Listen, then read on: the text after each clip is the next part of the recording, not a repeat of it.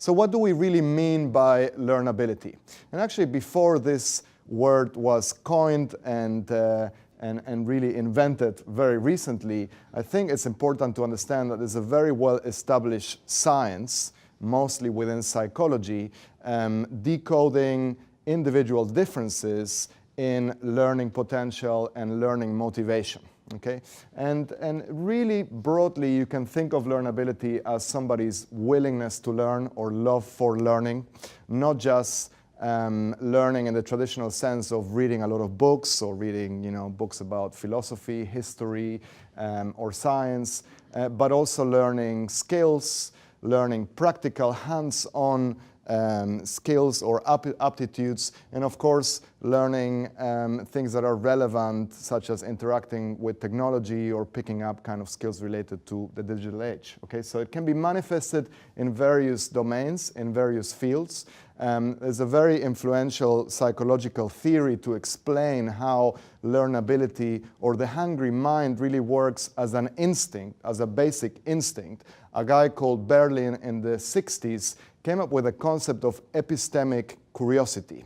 And he said what's interesting about this fundamental instinct that to some degree all humans and all species show is that unlike other instincts, the more you satisfy it, the more dissatisfied you feel. Okay, so the way it works, basically, you can think of it as the way learnability works from a motivational standpoint, is that you have a desire to know, and then when you start learning or studying something, you realize that there's a lot more you should learn or you need to learn, and that creates an even higher willingness to learn. So most of you will, or all of you will have experienced this at some point in some domain, right? If you're interested about something and you're curious, you decide to learn a little bit or study a little bit, and then you freak out because you realize, wow, I'm actually very ignorant, and there's all this stuff, and then you keep going, and if you keep, and so it's a self-perpetuating or snowballing effect that means that the more you learn, the more you want to learn. And conversely, the less you learn or the less curious you are, the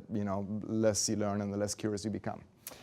So that's quite interesting. And what we know from a psychological assessment or profiling standpoint is that there are certain personality characteristics that are associated with higher learnability and with lower learnability. You don't have to think of learnability or curiosity as just a personality trait. It's clearly a set of behaviors and a motivational trait or attribute. It can be influenced by environmental and contextual factors, but above all, we know a lot about the personality or dispositions that basically create very, very noticeable individual differences in learnability.